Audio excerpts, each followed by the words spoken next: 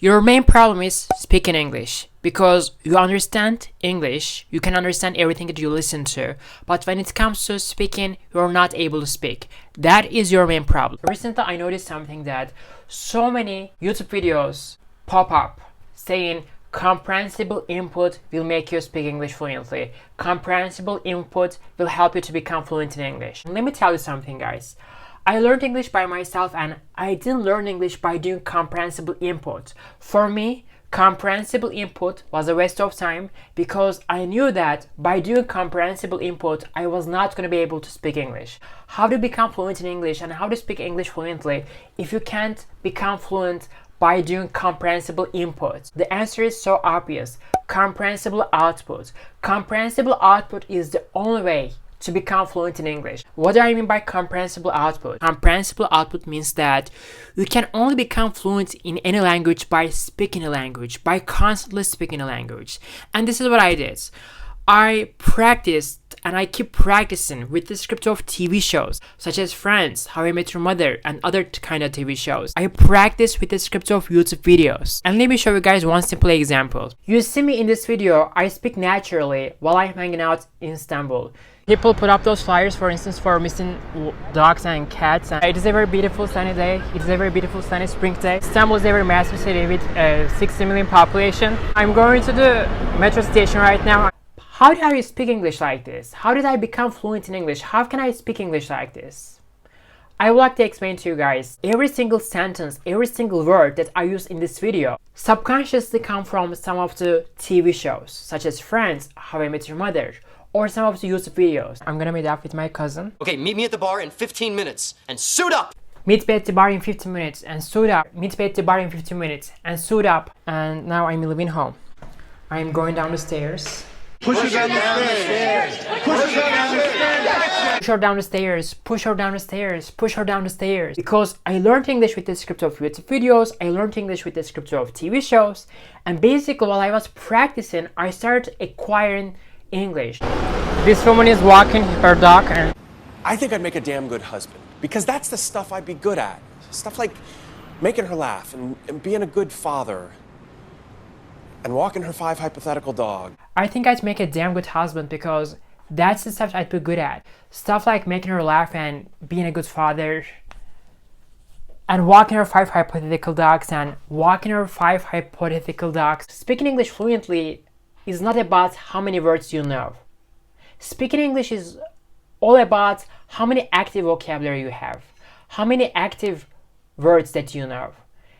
You might know 10,000 words, still you might fail to speak English because those words are coming from the inputs, but you need output, not input. Basically, by practicing with the script of How I Met Your Mother, I've been able to use this line in my real life. Walking our dog, walking his dog. These things are called flyers. You know, people put up those flyers, for instance, for missing dogs and cats. Normally, we would not treat this as a missing persons case. Okay, we're tracking Amy's phone, her credit cards. We will organize searches, put up flyers. Normally, we would not treat this as a missing person case so quickly. We're tracking Amy's phone, her credit card. We will organize searches, put up flyers. Flyers! For instance, guys, you know that I practice with the script of Gone Girl. If you watch my previous videos, you can see that. Pay attention to what I say here. People are putting up those flyers for missing dogs or cats. People put up those flyers, for instance, for missing dogs and cats. Normally, we would not treat this as a missing persons case. Basically, I learned the words within the context. Flyers. This word is connected to missing person case, right? So this is how I actually start to build my vocabulary and start to speak English. Flyers, missing person, for instance. Missing cat or dogs. It is a very beautiful sunny day. It is a very beautiful sunny spring day. Okay, this thing is called escalator, so I'm gonna take the escalator. No, Barney, don't you get on that escalator. And don't you dare get on that subsequent escalator. Barney, don't you get on that escalator. Don't you dare get on that subsequent escalator. Don't you dare get on that subsequent escalator. So people are lined up very neatly. Look at your stuffed animals lined up so neatly. Input will not help you to become fluent in English. Unless you have 10 years to speak English, then maybe you can speak English by doing input. If you're aiming to speak English within a year or within 2 years, then you will have to speak English and you will have to do constant output, comprehensible output. See the ATMs. Now I'm gonna withdraw some cash, instant cash. I'm gonna withdraw some cash here. Also, the challenge was I wanted to withdraw some cash, but I wasn't sure what everything meant. And also, I want to withdraw some cash, but I wasn't sure what everything meant. For instance, recently I've been practicing with the script of this YouTuber, Alex again. Alex came to Istanbul and visited Istanbul, Turkey. I got the script of her YouTube videos and I practiced with her videos. And by practicing, I naturally start to pick up some lines here and there. I'm gonna take the escalator again. People are getting off the train. I'm waiting for my turn. Okay, I get on the train, right? I got on the train. Right, once, I got on the subway, right? And it was at night. And I rode it all the way to Brooklyn. Once, I got on the subway, right? And it was at night. And I rode it all the way to Brooklyn. And I rode it all the way to Brooklyn. Once, I got on the subway, right? And it was at night. And I rode it all the way to Brooklyn. I got on the train, I got on the subway. I picked up this line from, you know, Chandler 8 years ago when I was practicing with the script of Friends. I just got off the train and I like the subway in Istanbul. Public transportation in Istanbul is very developed.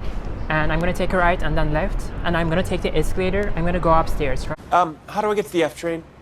Oh, 2 blocks that way and take a right. How do I get to the F train? How do I get to the F train? 2 blocks that way and take a right. 2 blocks that way and take a right. At the time, the one thing that I was struggling with the most was giving addresses, like explaining addresses when someone walks up to me, someone approaches to me, like I'm having a hard time to give address. For instance, I was really having a hard time explaining, you know, how to go, where to go, you know, where you should go. I learned how to explain this in a more natural and easier way by practicing with the script of How I Met Your Mother from this thing. If anyone asks me, for instance, how to get to the train, I'm always like, oh, take the escalator, take the elevator, go upstairs, go downstairs, and take a left, take a right. This is how it is for me. It's very easy, it's very basic. Thanks to Rob. We keep going up the stairs. Escalator 4, I guess. People are trying to find their way. People are with their luggages. The truth is, my friend, he does this thing where he goes to airports with fake luggage to pick up girls. The truth is, my friend, he does this thing where he goes to airport with fake luggage to pick up girls. Yeah. We follow some here to Philadelphia, and we follow some here to Philadelphia. Basically, what you need to understand is, speaking English is not about how many words that you know. Speaking English is all about how many active vocabulary you have in your head. Luggage, you probably know the word luggage or baggage or escalator. Maybe you know that. Going downstairs, upstairs, you know those words. These are very basic words. But your problem is, do those words come out of your mouth when you want to use those words in your daily life? Do they come out of your mouth? That's the problem. So this is why don't learn English by doing comprehensible input. Always focus on comprehensible output. By doing comprehensible input, you might improve your listening skill, maybe comprehension, maybe.